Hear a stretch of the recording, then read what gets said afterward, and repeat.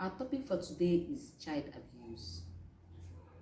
My name still remains Uche Pauline. In the recent time, we've heard from the news over the social media of cases of children and young adolescents that have been through a lot of abuse from people around them, from their caregivers. And I felt that this is important for us to discuss this child abuse so that we can know how the abuse affects not just the victims but the society at large.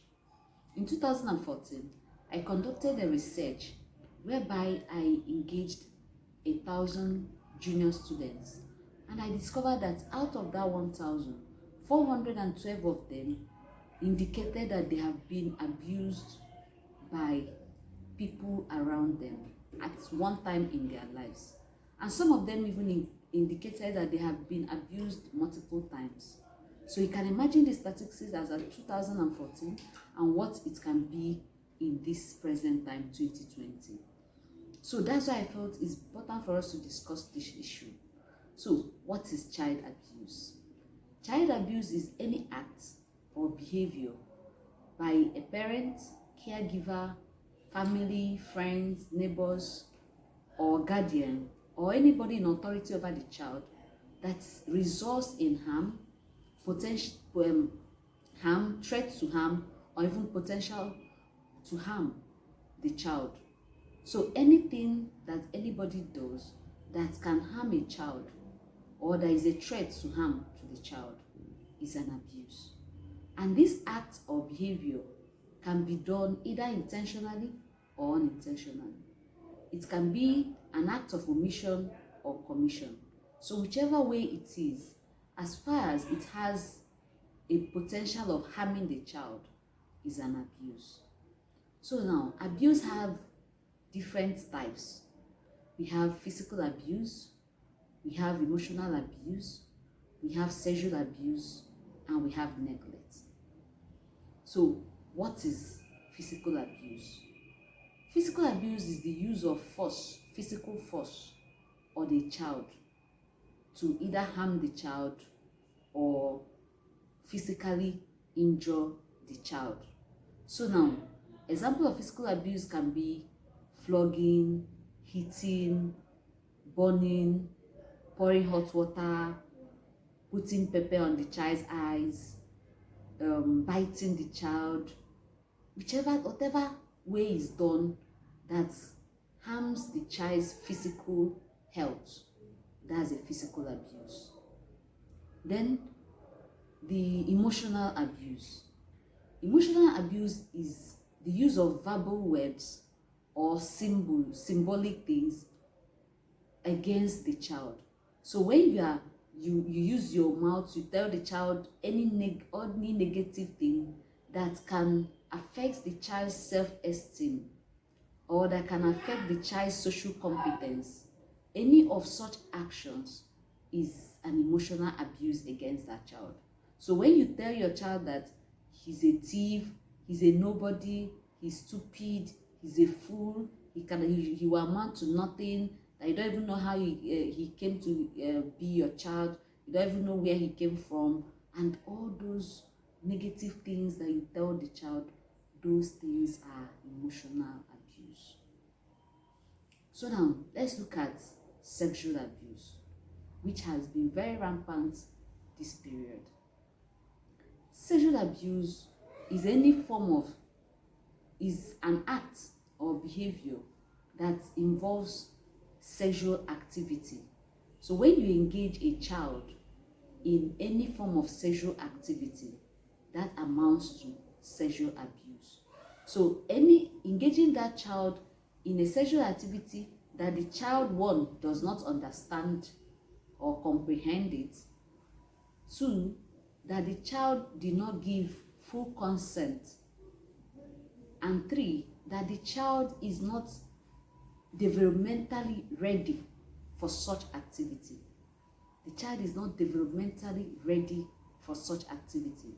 So now, if we look at the first one that says that the child does not understand or comprehend, when you look at a 5 years old girl and you call the child and say, oh, come and take sweets, and you ask the child, oh, pull your clothes, do this, do that, you engage the child in a sexual activity, that child does not comprehend what you did. If he does not pain the child will just go away enjoying his sweet. He doesn't know what you did, but you have engaged in sexual abuse. Then, looking at the fact, the one that the person did not give informed consent. Let's say you saw a 13-year-old girl and you raped her. Did she give her consent? She didn't give her consent. Or you are a teacher and you now said, if you don't do it, I will not give you your grade. You are going to fail. That's a sexual abuse. She didn't give you her consent. You blackmailed her into doing it. Then, when we talk about when the child is not developmentally ready for the act, let's say somebody of 30 years old is befriending a girl of 15 years old, and you're telling her you love her, that she's the apple of your eyes, that you can die for her and all those things, and you make her to engage in sexual activities, she's not developmentally ready for it. She's still underage. So maybe you can, sometimes the ones that is trending now is they ask them to make videos on themselves, make nude videos and snap themselves naked and all those. And the child will believe you, the adolescent will believe you, thinking you have her interest at heart. But she's not developmentally ready for it. And sometimes these perpetrators, they post it on the social medias and they cause a lot of havoc for the children. So these things are all sexual abuse. Okay. So the last one is neglect. Neglect is when a parent or a caregiver denies the child of what is duly has or what he or she should get from the parent. So when a parent has a responsibility over a child. So when a parent neglects their responsibility, and they neglect it even when they have the means to meet up with the child's need. Let's take, for example, physical. When a child is sick and they needs to be taken to the hospital, and the parents did not take this child to the hospital, or maybe because the child is their house help, or just a neighbor, just somebody staying with them, and they decide not to take the child to the hospital, that's a neglect. When they can afford, if they can afford to take that child to the hospital and they did not do that, it amounts to neglect. Then looking at education, some children, especially helpers in the house, are not sent to school, even when the guardians can afford it. They don't pay their school fees on time. They allow them to be sent out of school. Maybe they won't buy bag, they won't buy shoe, they won't buy clothes, school clothes or books for them.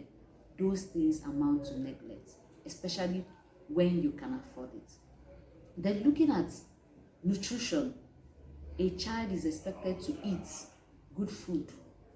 A child is expected to feed like 3 times a day. So when you deny the child of eating 3 times, make the child to eat 2 times or once a day because you want to punish the child, that's neglect. Or when you are supposed to feed the child on a balanced diet and you're giving the child only carbohydrates, morning yam, afternoon yam, night yam, that's not good for the child's development. That's neglect. Then in aspect of safety and shelter, a child is expected to be safe and to be in a secure environment. So when you want to punish a child and you send the child out of the house to sleep outside under the cold because the child made a mistake, or maybe because he even broke your plate, so you ask the child to sleep outside, that's neglect. Or you ask the house help to sleep in the kitchen with the rats and the cockroaches there, or to sleep in the store. Those things are neglect. So you are denying the child his or her rights. So these things are all forms of child abuse. In our subsequent video, we are going to look at the implications of this abuse? What are the consequences to the victim and to the society at large? Thank you very much for listening. Remember to share.